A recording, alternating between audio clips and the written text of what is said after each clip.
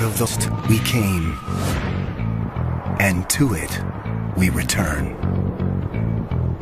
This is one of the last temperate rainforests in the world. Remote, primeval, and pulsing with life. If there's a paradise on Earth, this just might be it. The Alexander Archipelago of southern Alaska. And at the crest of the food chain is one of the most majestic creatures on the planet.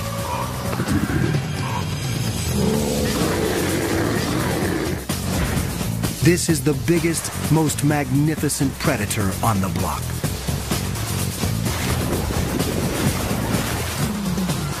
But everywhere, its ancient haunts are under siege.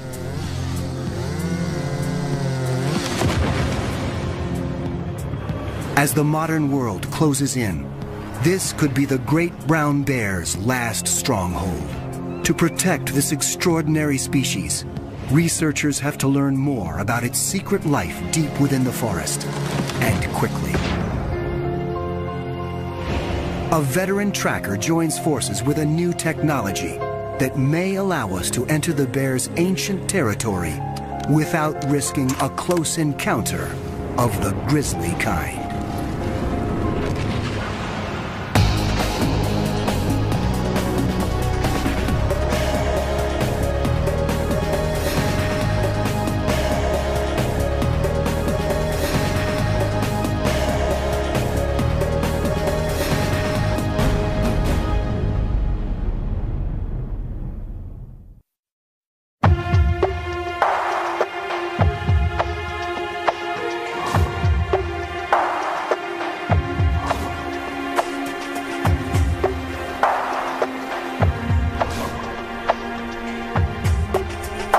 The Alexander Archipelago.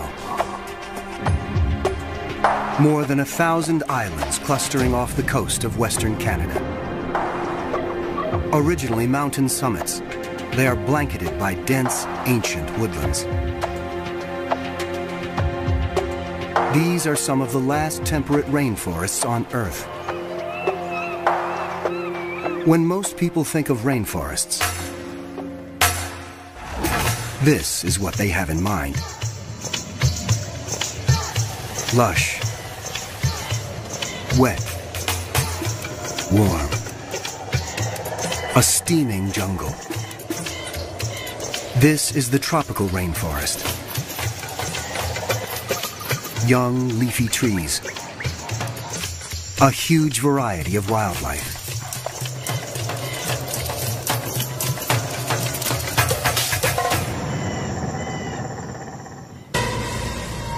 By contrast, the temperate rainforest is relatively cool. It grows in coastal areas, and its trees are mainly spruce and hemlock, often between 500 and 1,000 years old. It is less diverse than the tropical rainforest, but no less imposing. It is a place where land and sea come together to form a whole greater than the sum of its parts.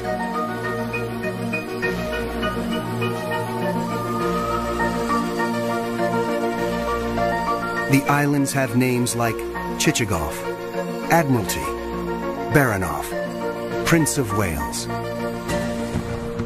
Remote from urban centers, it is a world few humans have penetrated.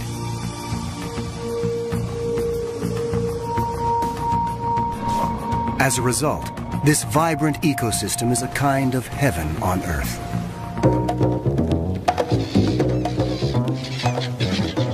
And the variety of wildlife here is astounding. The pristine rivers are alive with countless fish.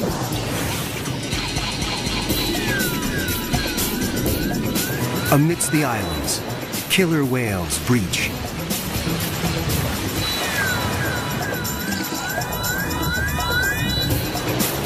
And humpbacks plunge.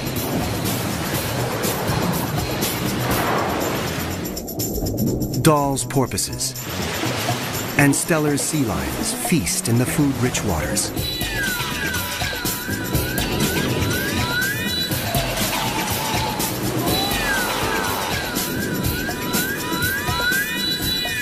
Sitka black-tailed deer make their home in these woodlands, always alert for natural enemies.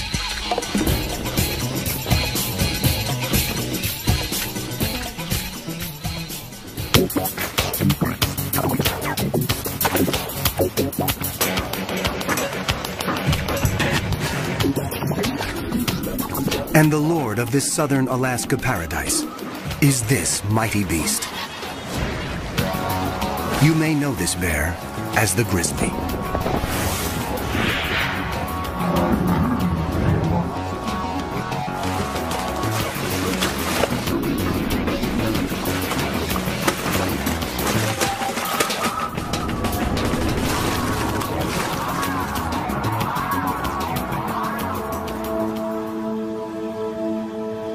Like the forests it roams, this bear is both majestic and mysterious.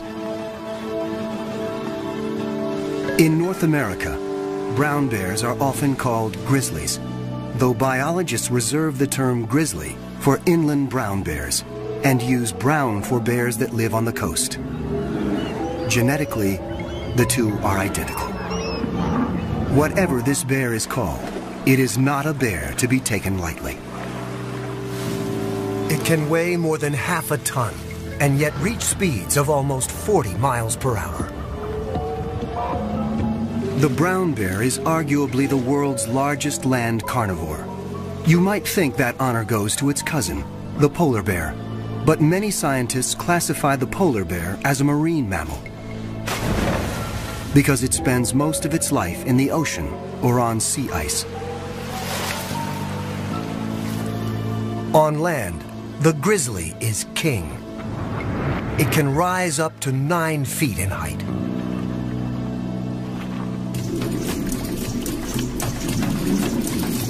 Bears are formidable hunters. They have a keen sense of smell, 7 times more powerful than a dog's. And they are notoriously patient in stalking their prey.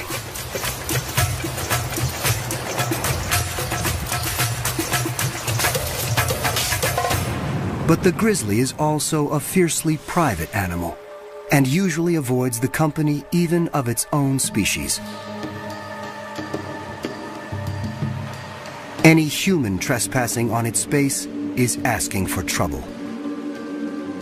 And that includes biologists who'd like to get close enough to learn more about this reclusive animal.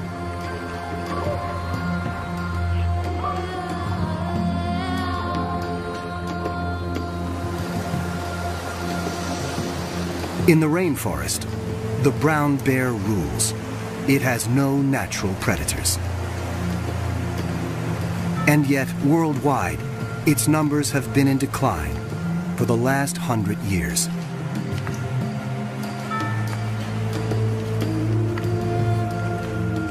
In the early 1900s, more than 100,000 brown bears roamed the western United States.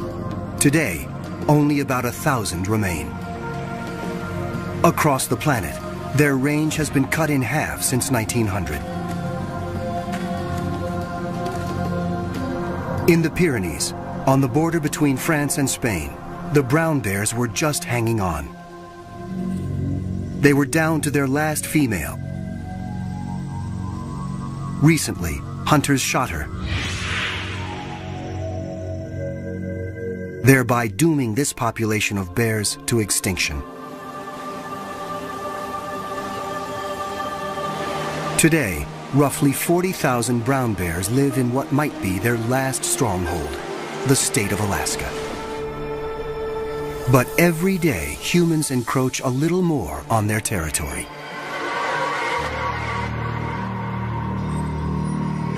And once again, as in the ancient story, it's man who has brought trouble to paradise.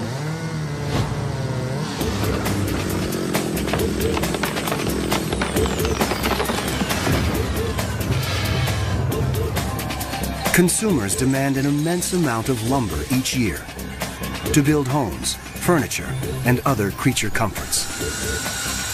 The inevitable result, forest clear-cutting and the roads built to carry out the trees.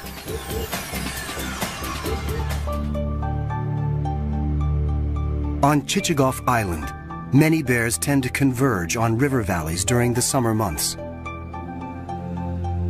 But over the last 20 years, roads have cut deep into this once virgin wilderness. And timber clear-cutting has turned some of the bears' summer stomping grounds into stump fields. As human activities extend further into the grizzly's ancient domain, humans and bears are meeting more and more often.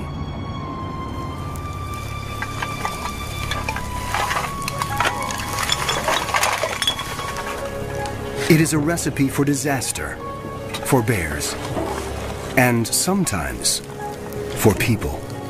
This massive predator can be extremely dangerous when suddenly confronted by a human on its turf. And yet, to protect these animals, researchers need to learn more about their numbers, their movements, and their vulnerabilities. They have to get up close and personal with a 500-pound animal that doesn't want them there. That's exactly what one man does for a living, and has for the last 30 years. Born in Wisconsin, Laverne Beyer came from a family of hunters.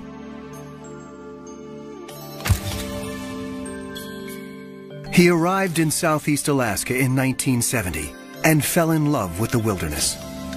3 years later, Laverne started working with the Alaska Fish and Game Department, tracking and capturing bears for government research.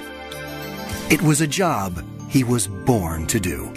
I've either lived with or worked with bears like my entire adult life, since I was 17 years old. And when I was 20 years old, then I had to shoot a bear in self-defense.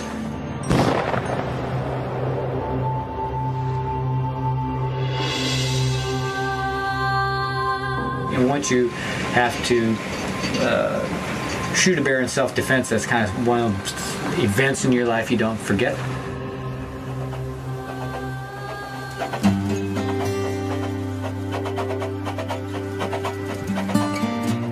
Over the years, Laverne has evolved from a trapper into a researcher himself. Largely self-taught, he works on the cutting edge of bear research technology here in Southeast Alaska.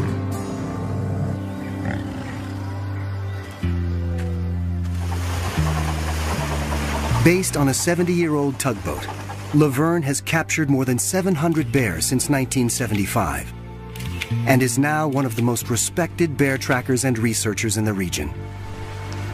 Someone who combines traditional tracking skills and the best that modern technology has to offer. I'm a man who's stuck in the wrong time period because I appreciate things from the past.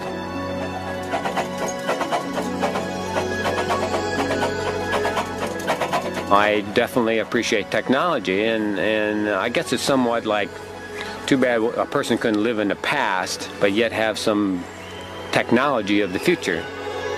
Technology of the present includes VHF and GPS radio tracking collars, which Laverne and his colleagues use to get a sense of the bear's movements. He wants to know how their range is changing over time in response to clear-cutting and road construction. Before you can attach a radio collar, though, you have to capture the bear. Laverne and his Fish and Game colleagues have been studying Chichagof Island bears since 1989. Jack Whitman is part of that team. Chichagof is one of the continent's largest islands, with an area of over 2,000 square miles.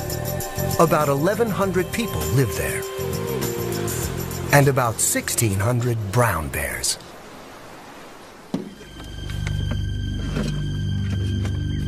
As they prepare for their research expedition into the brown bear's domain, they're all too aware of how alert they have to be.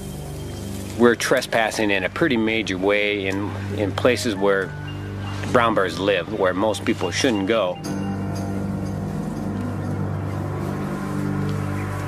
It would be foolish, regardless, how one feels about bears, not to carry a weapon.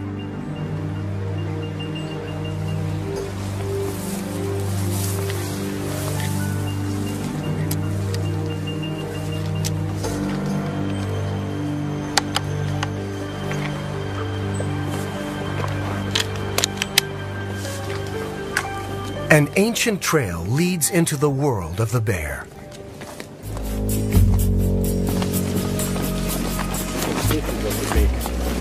This is a bear trail, it's not a people trail. Yeah. No, there's no people come down here. Years of bear traffic have cut this path through the forest. The bears are out of sight, but their presence is everywhere. You can probably see bear hair still attached. Big knot of bear hair there. To learn where bears roam off the beaten path, Laverne and Jack want to deploy a radio collar. And that means they have to catch a bear.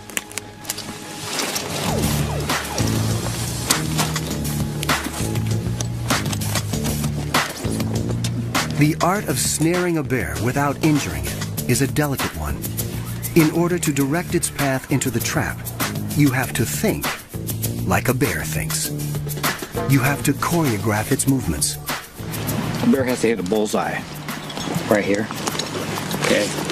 We're trying to force that foot into that spot. Okay, so when he's walking down the trail here, he has hit that perfectly without touching the cable there. Plus you're trying to create his step for him too. This stuff here kind of leads him into this bullseye. If he steps on this, cable here a little bit, it's not going to catch him. The snare is set, but can it fool a bear? As the trackers make their way through the forest, their senses are on high alert for any sign of movement.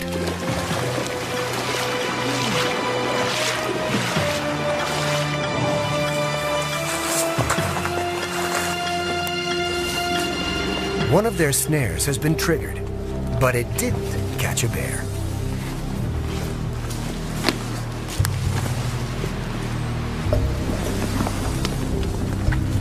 There was a clean miss too. Threw the cable way back there, and pulled it up. This here's been bumped a little, coming that way. It's going that way. Yeah, I think he stepped on this. Kind of looking at it. One thing is sure, there are bears close by. It's nice working down here where there's some targets out there. It's a target-rich environment. They try again and move on.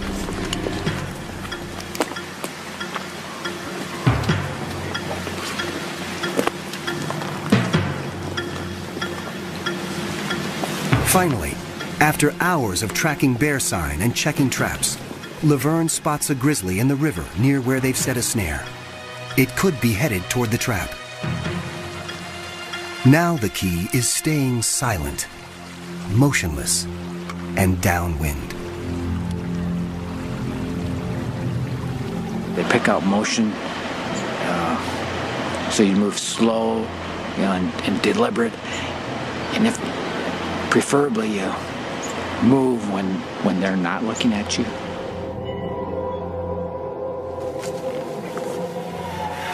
Once this bear has entered the woods, it is virtually invisible. Trying to determine whether the bear knows if we're here or not by the wind. The wind's kind of going right towards it.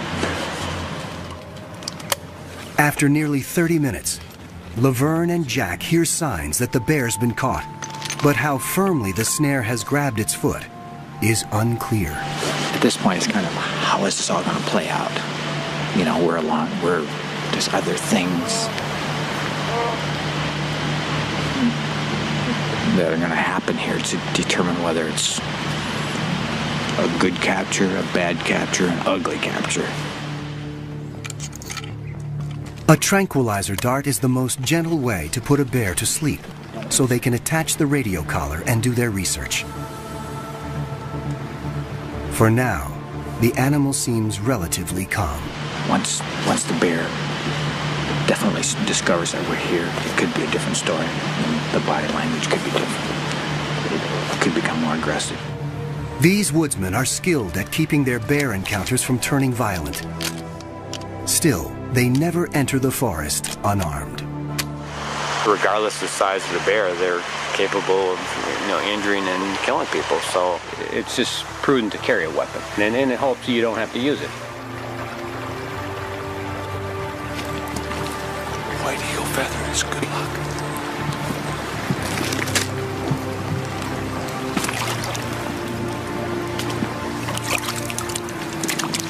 To make sure he places the dart accurately, Jack has to get within 10 yards of a 500-pound and now very aggravated bear. As he lines up his sight, Laverne covers him, just in case.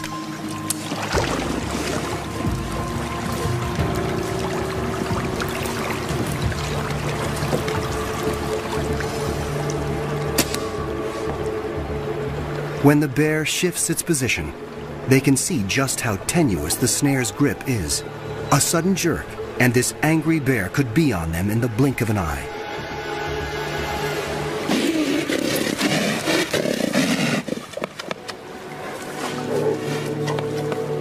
Luckily, the tranquilizer is already taking effect.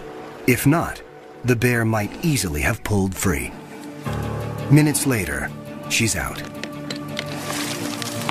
And the researchers can go to work. But Laverne and Jack know that another bear could be watching them. Their every sense is attuned to movements and sounds coming from the trees. They waste no time. First, a blood sample. Then, the radio collar. Radio tracking is an indispensable tool for assessing the movement patterns of a population of bears. Each collar has a unique frequency, so each bear has a unique frequency. It allows us to Hear where she is.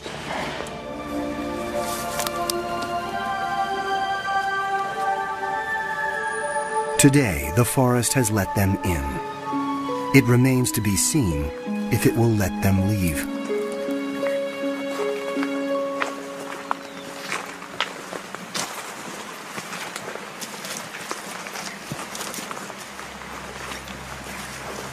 The woods are eerily quiet.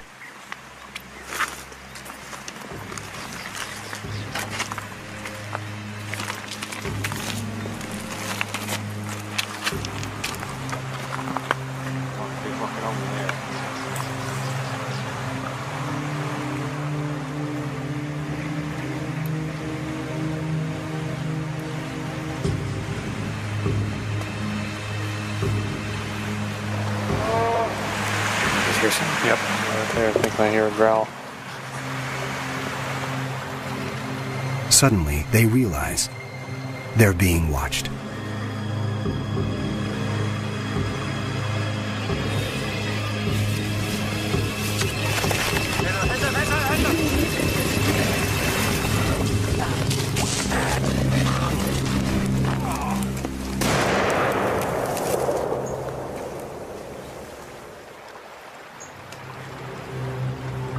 A bear attack. Laverne had no choice but to shoot.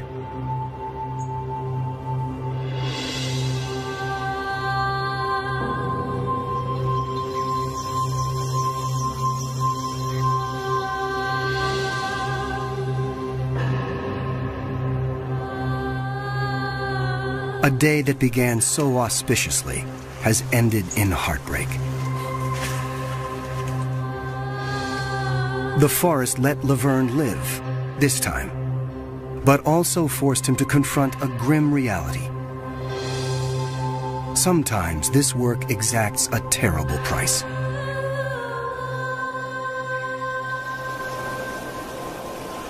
The attack has left Laverne with more than just emotional scars.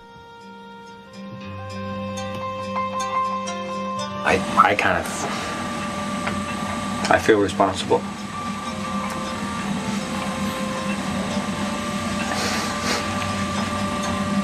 You know, I did not want to pull that trigger. I did not want to kill her. You know, it was like shooting a friend.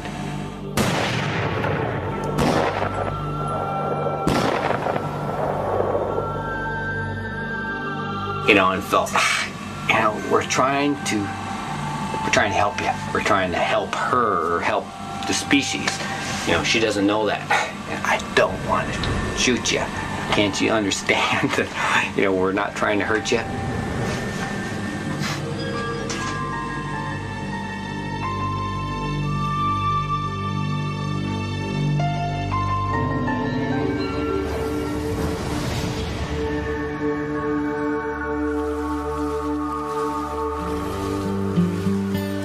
Brown bears are normally solitary creatures.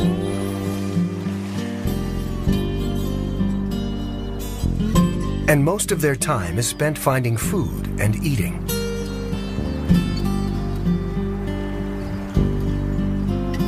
This is especially important for mother bears.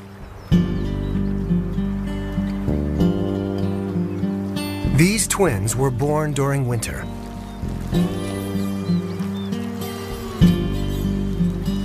They depend upon their mother's milk.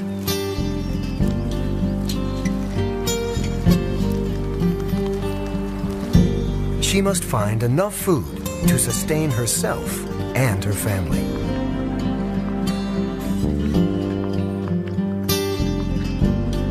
In early summer, brown bears commonly eat berries, grasses, and other vegetarian fare.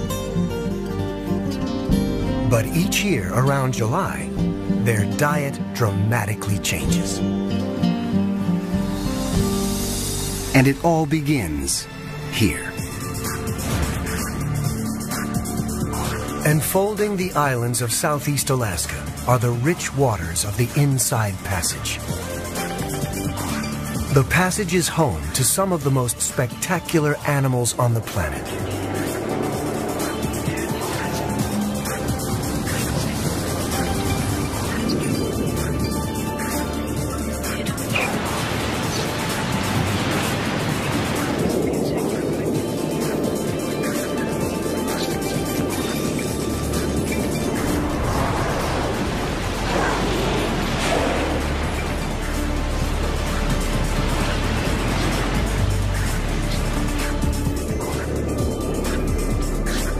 The cold, nutrient-rich waters welling up from the Pacific depths nurture a flourishing food chain.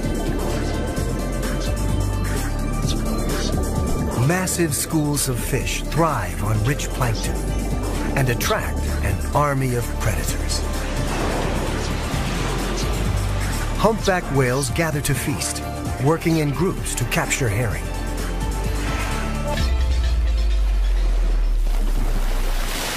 Dall's porpoises rely on speed to catch their prey. But sometimes they are not fast enough to escape this mighty hunter.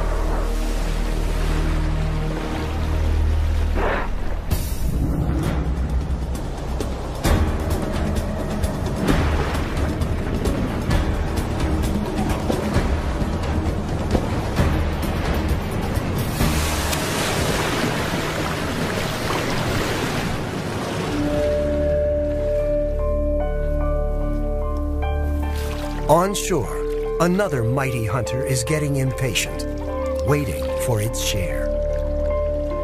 For in a coastal rainforest, the worlds of sea and land are intimately connected. And the ocean's emissary to the rainforest is this remarkable pilgrim, the salmon.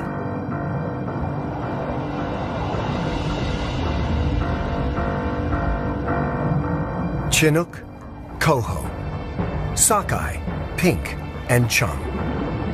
5 species of salmon make the long trip back from the ocean to the place of their birth. After several years at sea, they've returned to spawn for the first and last time.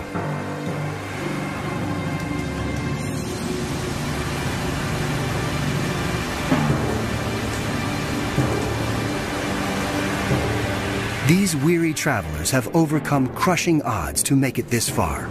Now, they're running on empty. But this is their only chance to breed. Doggedly, they push on. These sockeye have not eaten since leaving the sea, and they will never eat again. Starving, they begin to digest themselves from the outside in. Absorbing their silver scales, they expose skin, which turns scarlet and smooth. At the same time, the head turns green, and the male's snout takes a grotesque turn. Now, they're in full mating regalia. When they reach the spawning grounds, a female thrashes out a nest.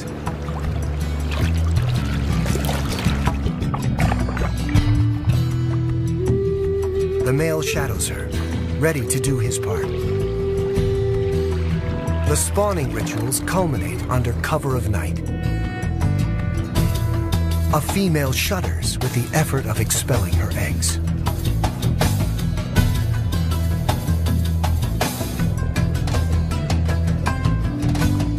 Her mate shudders in reply, fertilizing them with a smoky stream of milk.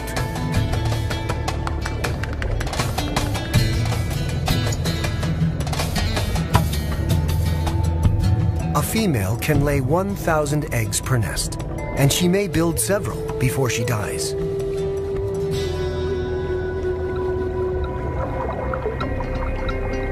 But it's only a few that make it this far. Most will perish long before then from marine predators or sheer exhaustion. Or we'll have to run a gauntlet of hungry bears who have been waiting months for just this moment.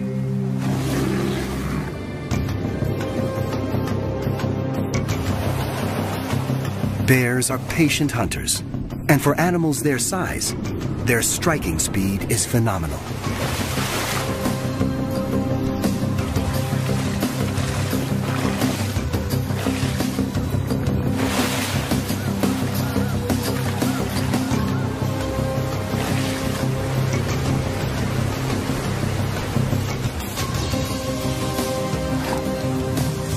This is a time of feasting for leaner days ahead.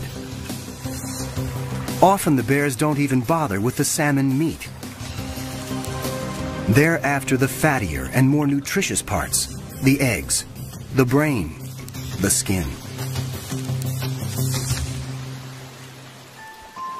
Recent studies suggest that the bears perform a vital service for the rainforest, transporting the nutrient-laden salmon from the river to the woods, where the fish decompose and fertilize the soil.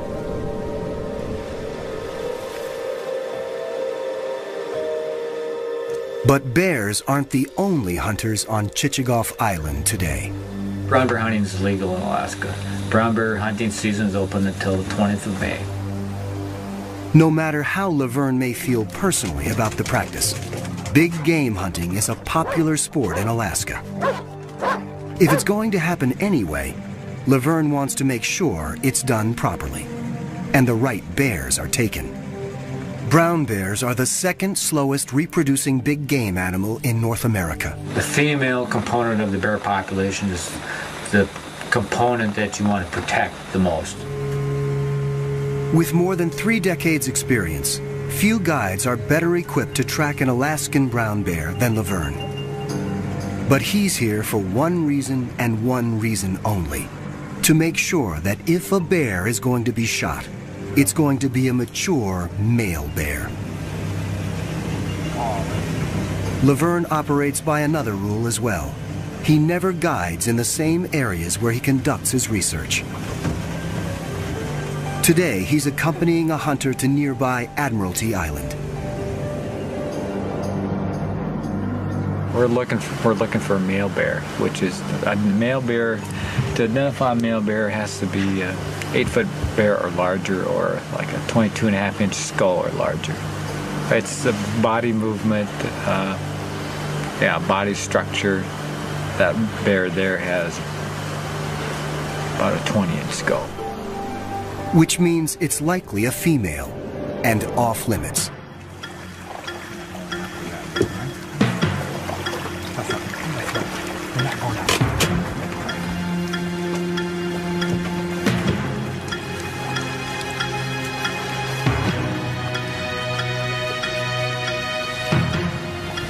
This bear too is a female. The hunter may be frustrated, but Laverne won't allow a female to be shot.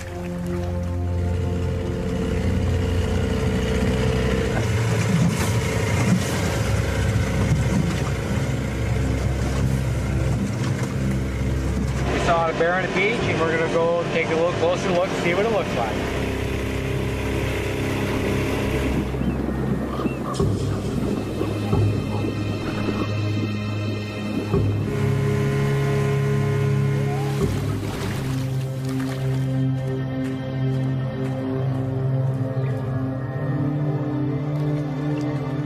This is a large, old male. So Laverne gives the green light. The hunter lines up his scope. What an animal. My God. My God.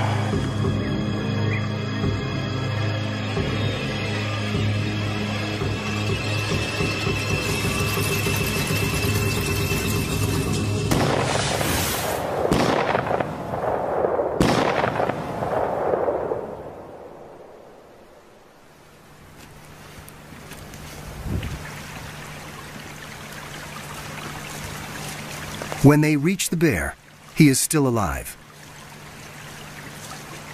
Laverne makes sure he is put out of his misery quickly. Get it over with.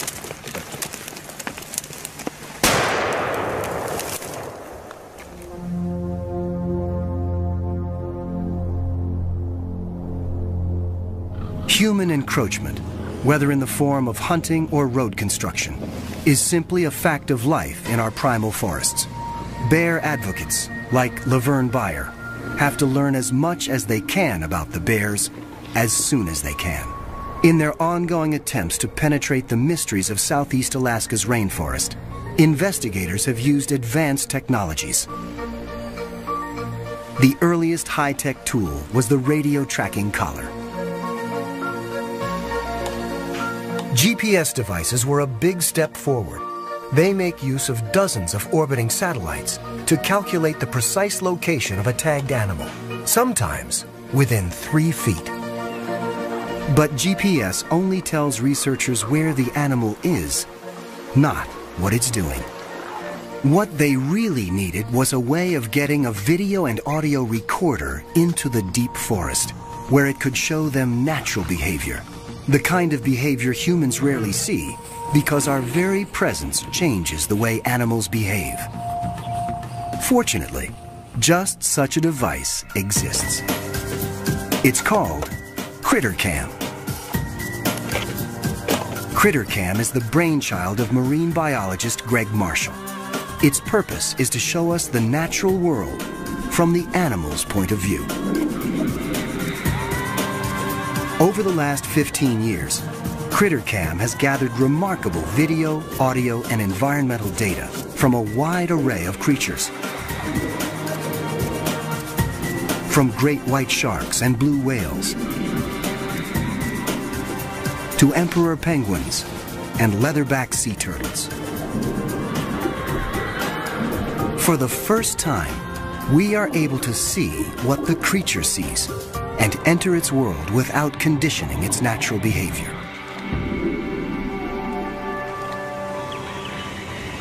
In fact, just off the coast here, CritterCam recently brought back remarkable footage of one of the region's most impressive marine mammals, the humpback whale.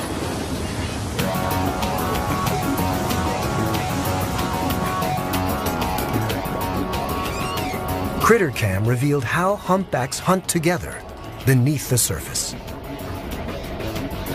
Some whales herd the fish. One blows a ring of bubbles. One calls to scare the fish into the bubble net. And then the entire group rises to engulf the hapless herring.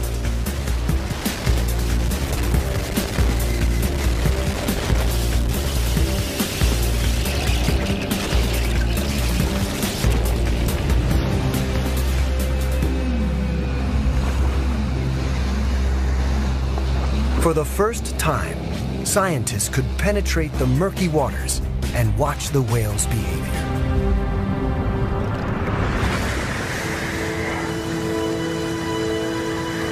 And this suggested another possible use for this technology, this time on a nearby land mammal. Because as experienced a tracker as Laverne is, he's never been able to watch brown bears in the thick of the forest.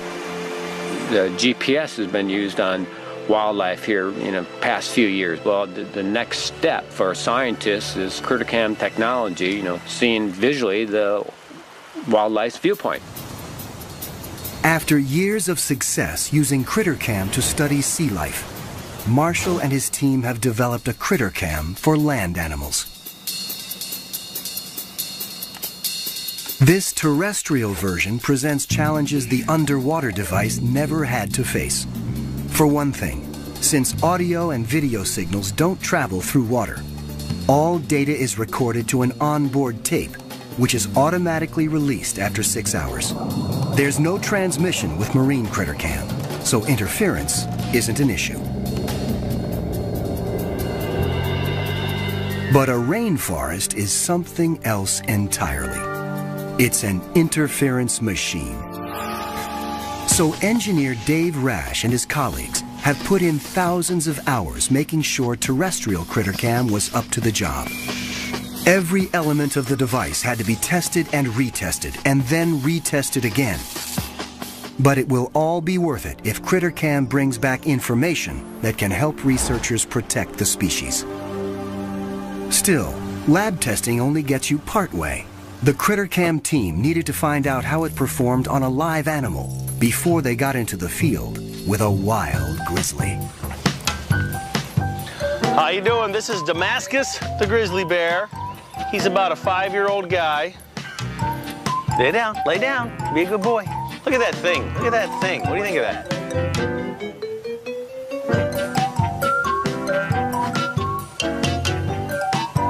Will you let us put that on? See if we can get your perspective on life? Feed me, and I'm yours.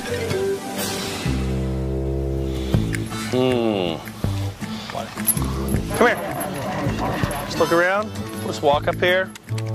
Take a bear walk. What do you think? Let's record. And one last test. Because even though this critter cam won't be diving to the ocean depths, there is still a good chance it's going to get wet. Good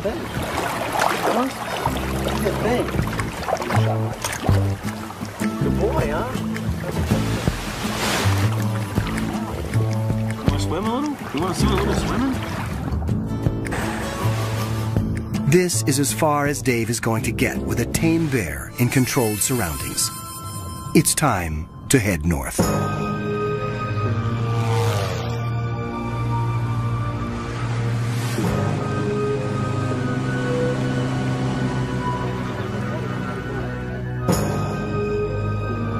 The terrestrial critter cam can dispense with the heavy recording mechanism and transmit directly to a remote receiver. Which is a good thing, because the device won't be buoyed up by water, as the marine version was.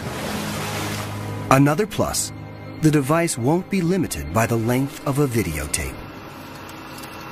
Still, there's a very real danger that even if critter cam makes it into the woods on the back of a bear, the dense forest will frustrate the team's efforts to get a clear signal.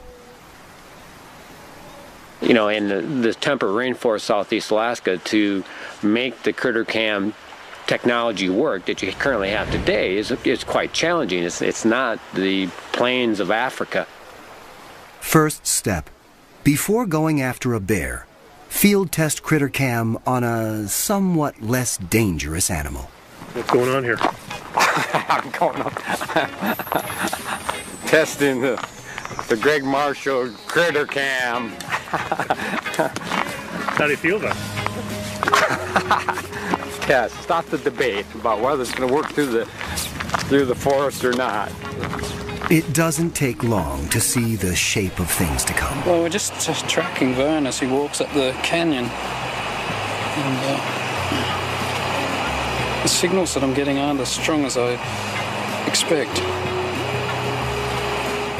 Dave quickly tracks down the source of the problem. This antenna has connections on it which are very clearly marked. Even the best labelled things are no match for stupidity sometimes. Now we've got much better video.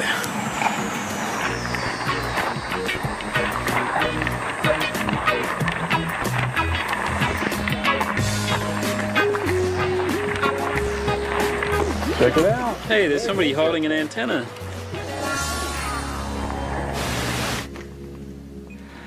There's only so much preparation Dave can do.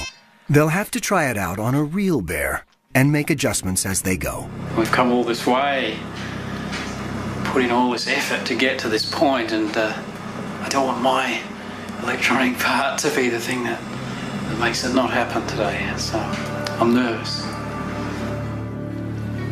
The effort will all be worthwhile if CritterCam can bring back information that will help safeguard these bears' future.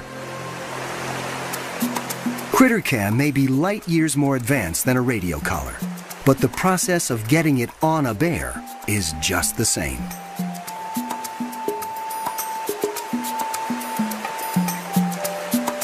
You carefully check various snare locations to see if a bear has been caught. The morning wears on, and only empty or sprung traps are found. Finally, a snare with a bear. It's a small bear, a juvenile, but it will do just as well as a large one for the lightweight CritterCam. Another bear could be nearby, so everyone keeps their eyes and ears open.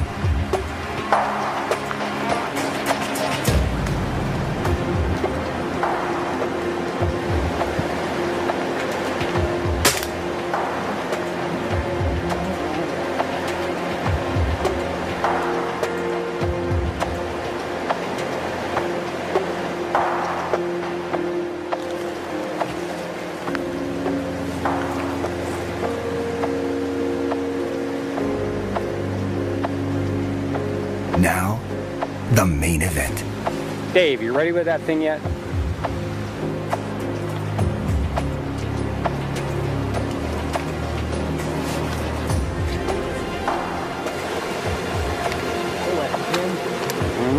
That can be locked then? What's that? She's on. Till you hit the button, huh? Can you push that little thing in there? The device is locked in place and set to transmit. Time to wake up the bear.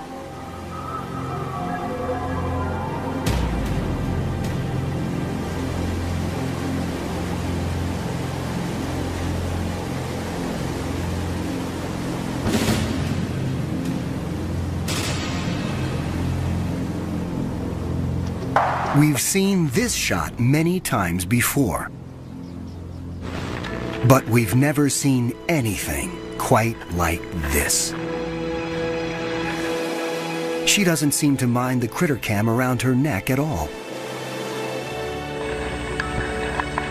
The bear is groggy, but she knows enough to head straight into the woods.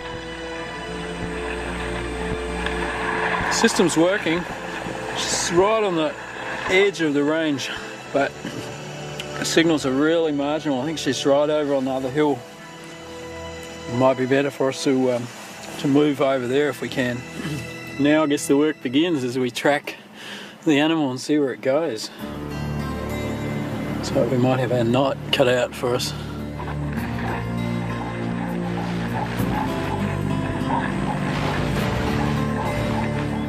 As morning becomes afternoon, the team follows the CritterCam signal to stay within range.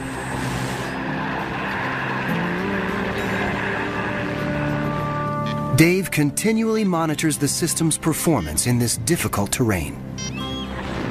Suddenly, an animal known for its solitary nature shows its softer side. Right there. There's a bear with her. She's having a greeting right now. That might be Mom. This is a complete surprise.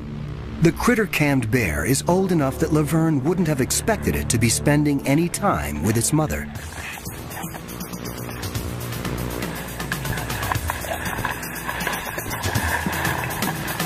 As the video starts to flow more clearly, they see some of the most intimate pictures ever captured of bear life in the depths of the forest.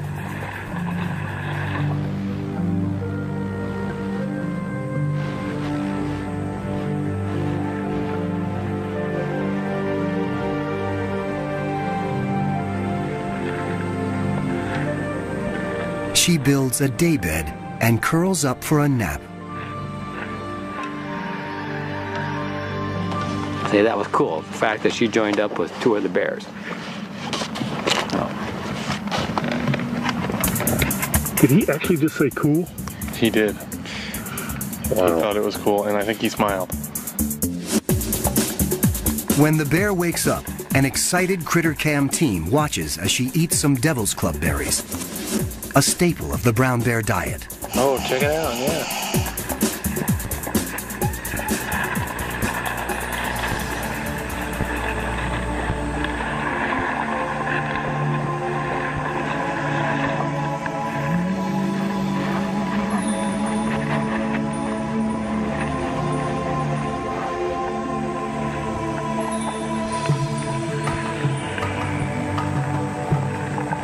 Then she appears to eat a toad, not something her species is known to consume very often.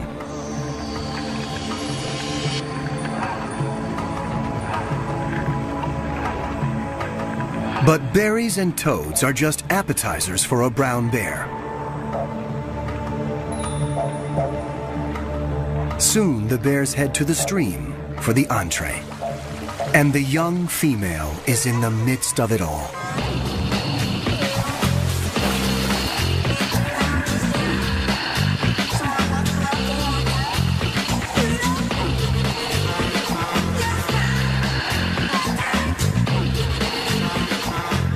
That's pretty good right there.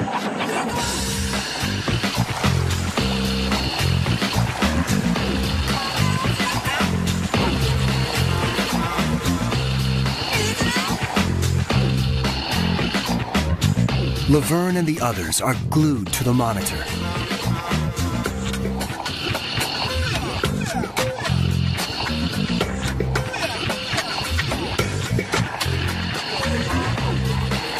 It's been a remarkable day. CritterCam has allowed Laverne and the others to walk with these bears without trampling their world. And what they are seeing bodes well for future research. Research that could tip the odds in favor of these amazing animals.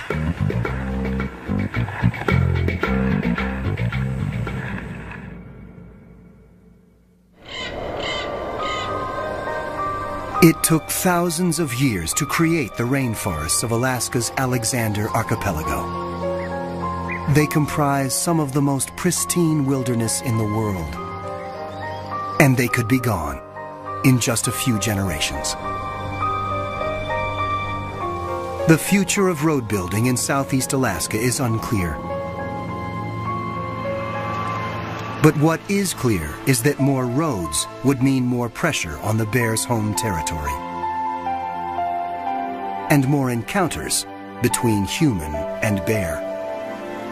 The brown bear's best hope may lie with researchers and advocates like Laverne Beyer, a man who has seen grizzly bears die, sometimes at his own hand, and knows all too well the cost of unrestrained human expansion. There are undoubtedly many stories hidden within the thick shadows of the northern rainforest.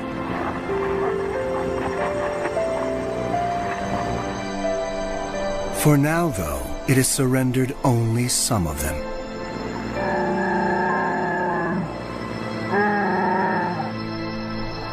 Time alone will tell if it can be persuaded to relinquish more.